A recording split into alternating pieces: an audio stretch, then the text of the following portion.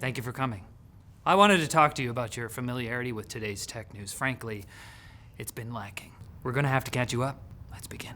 Wow! NVIDIA is going to require laptop manufacturers to be more transparent about just what the heck they're putting in there. OEMs selling notebooks with RTX 30 series graphics chips now have to update their product pages to include clock speeds, power ratings, and max-Q features like whisper mode and dynamic boost. Those sound like Pokemon moves. I like it. NVIDIA's move comes after a confusing news cycle that involved some people thinking NVIDIA was killing the Max-Q brand until NVIDIA clarified that the brand would live on, just in a much less useful form that didn't tell consumers anything about which gaming laptop would pwn and which one would leave you embarrassed with no kills at all while the whole server laughed at your misfortune. That's them laughing, that's the sound. Frames win games, guys, and it's a 1-to-1 correlation. Speaking of frames, Apple's VR headset. It's not really, frames refer to glasses. Can you refer to VR headsets as frames? Depends what they look like, baby. It's Apple, baby. It's jazz. Whoa, okay. Anyways, a report from The Information has corroborated some of the details leaked by Bloomberg last week and added a few more. The report claims that the headset will feature dual 8K displays and more than 12 exterior cameras for movement tracking. All of this would be powered by a new Apple Silicon chip more powerful than the M1 in the company's current gen MacBooks, and the device would sell for 3,000 US Benjamins. I learned my lesson, it's not Benjamins, it's Washingtons, is on the $1 bill. It just sounds way more lame. Watchy. All right, I don't know about all this. 16K is a lot of pixels to push, although the report also claims Apple's figured out a special technique for foveated rendering that makes it possible. And it seems a bit far-fetched, but hey, we're also hearing that Apple will soon be starting production on a self-driving car in partnership with Hyundai. So maybe Apple's just having a midlife crisis and going wild, you know? Who knows what they're gonna do? They're unpredictable. Wait a second, 8K times 2 is not 16K? What? Moving on. And in other Apple news, the company's current frenemy Facebook has gotten some backup in its campaign against the anti-tracking feature coming to iOS 14. Snap, maker of Snapchat, and Unity both told their investors that the feature, which allow users to prevent apps from tracking them using a personalized ID code, could cause the two companies to lose revenue, with Unity pegging the shortfall at $30 million annually. But they also said that's just 3% of their annual revenue. Snapchat, they can't afford it. Not at all. They're too busy making frames. Spectacles. The Harvard Business Review doesn't feel bad either. Their analysis showed Facebook's claim that the average small business advertiser could lose 60% of their sales was based on manipulated data. What? Facebook would never do that. They organize all my events. I trust them.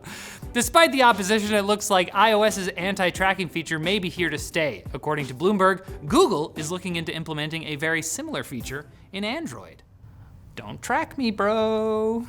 Now it's time for Quick Bits, brought to you by Manscaped, the men's grooming company that doesn't want you to let nicks or cuts ruin your Valentine's Day. Their Perfect Package 3.0 features their awesome Lawnmower 3.0, waterproof body trimmer, and a whole lot of other goodies, like their new refined cologne. It's hypoallergenic and has a super subtle yet enticing woodsy scent that's a perfect complement to the scent in other Manscaped products, because men do stuff in the woods. We go on there and chop stuff. Chainsaws. Kill animals. So visit manscaped.com or click the link down below and use promo code TECH for 20% off and free shipping. It's time for Quick Bits, shabalama, Quick Bits! Yeah. I liked it. Google Pixel phones now have the ability to measure users' respiratory rate by pointing their phone's camera at their face and chest, so it can see you take breaths like the disgusting, fleshy organism you are. It's all meat, all the way through. Pixels can also measure heart rate. You just have to place your finger on the phone's camera, thus ruining the thing Pixels are best at, which is taking photos.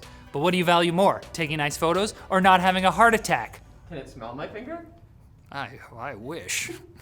An EEC listing has been spotted containing references to the currently unannounced AMD RX 6700 XT, which is expected to be a mid-range card with 12 gigabytes of RAM for 1440p gaming. Why are we even reporting on this? You're not gonna be able to buy it. Do we live just to suffer? I feel like a fish in a tank where people are kind of bringing in interesting things and I'm just like, and they never clean the tank. It's disgusting in here! Amazon is making a big deal about the amazing AI-powered camera system built into its new fleet of electric delivery vans, at the same time that everyone else is getting concerned that Amazon will be driving around filming everything with said AI-powered camera system, including their drivers. If the drivers yawn, they'll be told to pull over for 15 minutes, which they won't do because if they don't hit their quota, they'll be whipped back at the factory by I pee Jeff. in this jug. I love my job. Oh, it's not Jeff Bezos anymore, it's Andy Jassy, I forgot to mention. Activision has finally done something about the heinous amount of cheating going on in Call of Duty Warzone by banning 60,000 accounts. The community has complained for months about the problem, but the studio appears to have finally given in after YouTuber Vicstar quit the game over all the players who are blatantly hacking. Apparently, the game has had secret anti-cheat software this whole time, but now it's being enhanced. You wanna see enhanced? Watch this 360 no-scope, bro. Can you put a gunshot? Can you put a...